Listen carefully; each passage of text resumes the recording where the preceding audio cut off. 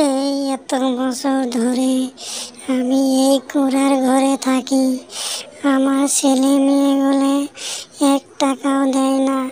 আমি এখন কি করব?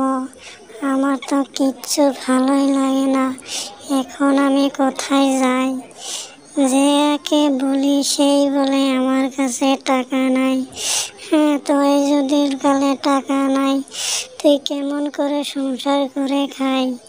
এখন আমার বউকে বললে হেই ওরা কি করে খায় খাক, ওইটা তোমার কোনো দরকার নাই।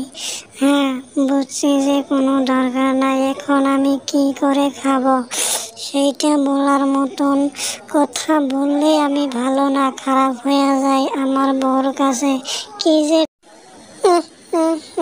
আমি তোমাকে দেখে ভয় পাচ্ছি।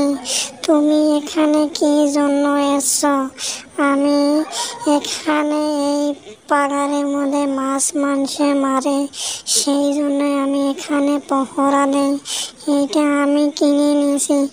হ্যাঁ, তুমি কিনে নিছো আমি জানি না। আমি তো এখন এখানে আমি কি জন্য যে আসলাম? হ্যাঁ, তো এখানে কি জন্য এসছি? হ্যাঁ, আমি এখানে আসি হেঁটে হেঁটে আমি ক্লান্ত হয়েছি, সেই জন্য আমি এখানে এসে অল্প রেস্ট। হ্যাঁ, আমি এখানে কি জন্য এসছো? হ্যাঁ, আমার কিছু ভালোই লাগে না বাড়িতে। হ্যাঁ, এখানে কিন্তু সেই বাঘের উৎপাত। এখান থেকে আমার যে করে হোক তাড়াতাড়ি বাড়িতে যেতে হবে। হ্যাঁ, ঠিকই আছে, আমাদের বাড়িতে তো যেতেই হবে। সেই জন্যে আমি এখানে এসে অল্প রেস্ট নিতেছি। অল্প অল্প ঠান্ডা লাগে। হাইরে আজকে রোদ দিছে, সেই জন্যে আমি এখানে এসে অল্প রেস্ট নিয়ে আমি এখন বাড়িতে যাব। হ্যাঁ, ঠিকই আছে, তুমি এখন বাড়িতে যাও।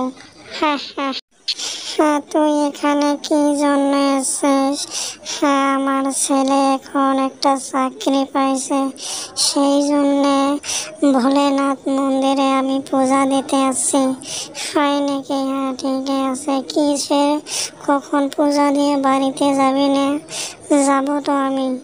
হ্যাঁ, তুই কখন যাবি? আমি তোর সাথে একটু কাজ আছে। হ্যাঁ, কি কাজ আছে আমাকে বলো।